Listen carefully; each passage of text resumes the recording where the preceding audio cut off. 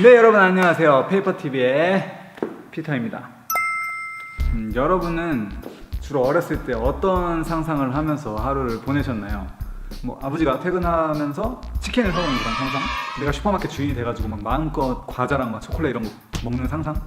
또 뭐 저기 하늘에 있는 구름 위에 올라가가지고 막 푹신한 구름 위에서 그 솜사탕 같은 구름을 뜯어서 먹으면서 노는 그런 상상? 뭐 이런 소박하면서도 귀여운 그런 상상을 하며 하루를 보냈던 어린 시절이 생각이 나는데요. 이 많은 어릴 적 상상 혹은 소망 중에서 가장 대표적이고 여러분들도 저도 분명히 해봤을 상상이 바로 하늘을 나는 자동차일 것 같습니다. 아니, 하늘을 나는 그 커다란 비행기가 있는데 왜 하늘을 나는 이 자동차는 없을까라는 생각도 많이 하고, 어렸을 때 막 교통체증을 겪다 보면 제일 앞에 차는 도대체 뭐 하는 거야 이런 생각도 하면서 하늘을 나는 자동차를 누구나 한 번쯤은 그냥 꿈꿔보는 것 같은데요. 상상은 곧 현실이 된다는 말이 있는 것처럼 이미 하늘을 나는 자동차를 위해서 많은 똑똑한 분들, 능력자분들이 개발하고 연구하고 지금 막 제작하고 있다고 합니다. 그래서 수요일은 긱수요일 그 두 번째 시간으로 비행 자동차, 플라잉 카에 대해서 알아보려고 합니다. 가장 먼저 세계 최초 일반인을 대상으로 판매를 시작한 8V사의 8V 리버티를 알아보도록 하겠습니다. 네덜란드에 위치한 8V사는 2007년에 회사를 설립하여서 10년 만인 2017년에 일반인을 대상으로 판매를 시작하였는데요. 외관을 보시면 앞바퀴가 하나 그리고 뒷바퀴가 두 개로 3륜 소형 자동차의 모습을 하고 있습니다. 위에는 프로펠러가 달려있고 뒤에는 또 날개가 달려있어서 소형 비행기의 모습도 하고 있다고 할 수 있겠네요. 이렇게 평소에는 자동차 모습으로 주행을 하다가 위에 프로펠러를 펼쳐서 비행 모드로 변신, 비행기의 모습으로 하늘을 날 수 있게 되는 것이죠.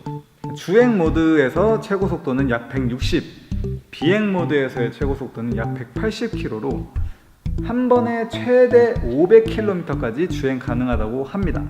하지만 이 이착륙을 위해서는 200m 정도의 활주로가 필요하고 주행 모드에서 비행 모드로 전환하기 위해서는 약 5분에서 10분가량 시간이 필요하다고 하니까 아마 당장 8V 리버티가 상용화되기는 힘들 것 같네요.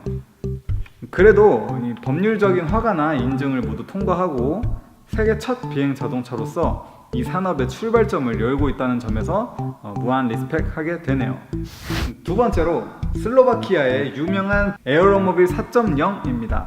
이 회사는 2010년에 사업을 시작해서 그동안 꾸준히 에어로모빌 2.5, 에어로모빌 3.0 이런 식으로 제품을 업그레이드하면서 발표하다가 2017년에 상용화 목적의 에어로모빌 4.0을 출시했습니다.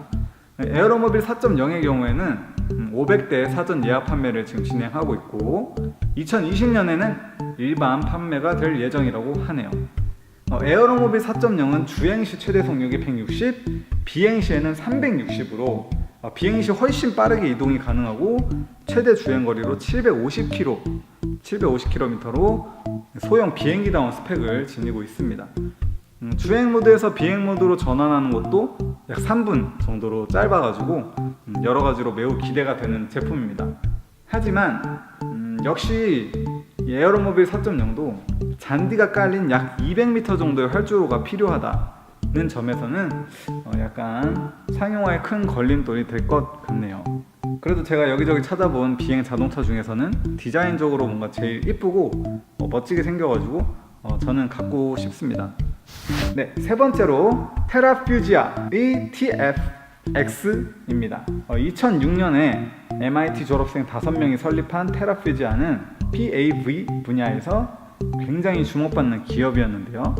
작년에 중국의 자동차 회사이자 스위스 볼보와 영국의 로터스를 인수하여 글로벌 자동차 기업이 되어버린 지리에서 인수하여 현재 적극적으로 지원을 하고 있다고 합니다.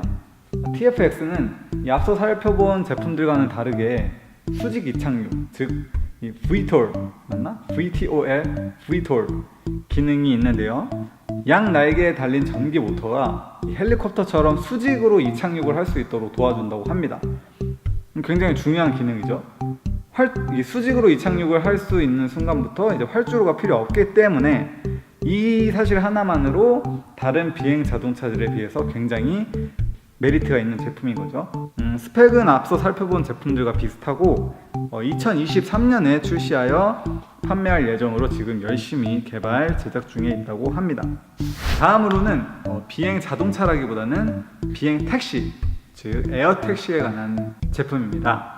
사실 앞서 살펴본 비행 자동차들은 자동차라기보다는 뭔가 소형 비행기, 이 분류도 이제 비행기로 되거든요.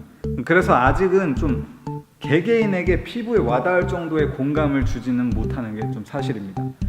가격이 비싼 건 물론이고 활주로 있어야 되지, 뭐 자동차 운전면허증은 물론 뭐 그런 파일럿 면허증, 비행기 주동 면허증까지 필요하다는 것은 사실 그냥 약간 남의 이야기 같은 부분이 있죠. 아직 비행 자동차를 위한 인프라도 아직 많이 구축되어 있지 않기 때문에 막 도로, 막 주차 문제 이런 거 생각하다 보면은 그냥 날지 못해도 땅에서 가는 자동차가 최고다 싶은 그런 생각이 드는데요. 하지만 에어택시는 그렇지 않습니다. 에어택시는 개인적으로 너무 기대가 되는 미래 산업 분야입니다. 공유 자동차 플랫폼 우버에서 우버 에어라는 걸 개발을 하고 있습니다. 그래서 우버 에어를 보시면 좀 두근거리거든요. 우버는 땅의 자동차를 넘어서 지금 하늘에서의 택시 사업을 통해서 교통체증을 없애겠다는 목표를 가지고 우버 엘리베이트 라는 프로젝트를 진행하고 있는데요. 이 프로젝트를 위해서 현재 나사와 협력하여서 이런 저고도 비행을 위한 교통관리 시스템, 그러한 인프라 구축은 물론이고 우버 에어를 개발하고 있다고 합니다. 우버 에어는 4인승의 시속 322km로 불과 2년 뒤인 2020년에 LA에서 시범 운행을 시작하여 2028년 LA 올림픽에 맞춰 정식으로 서비스를 시작할 예정이라고 하니까 이제 진짜 이 하늘을 날아다니는 택시가 익숙해지는 순간도 금방 올 것 같네요.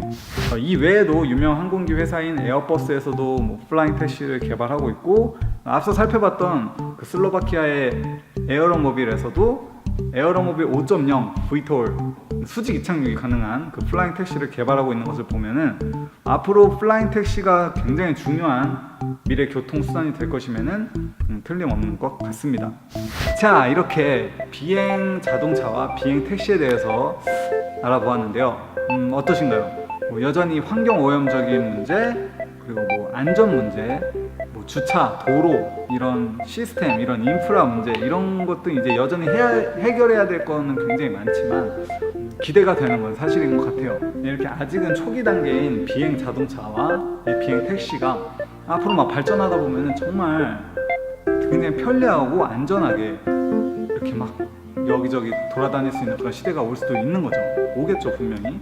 그래서 막 일어나가지고 점심 먹으러 막 스시 먹으러 일본 가고 파스타 먹으러 막 피자 먹으러 이탈리아 가고 이게 가능해지는 날도 온다는 거죠, 진짜로.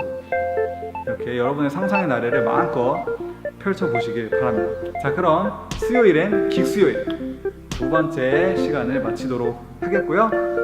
다음에 또 재밌는 이야기거리를 들고 찾아오도록 하겠습니다. 그럼 다음에 또 봐요. 안녕. 수요일엔 긱수요일. 빠밤.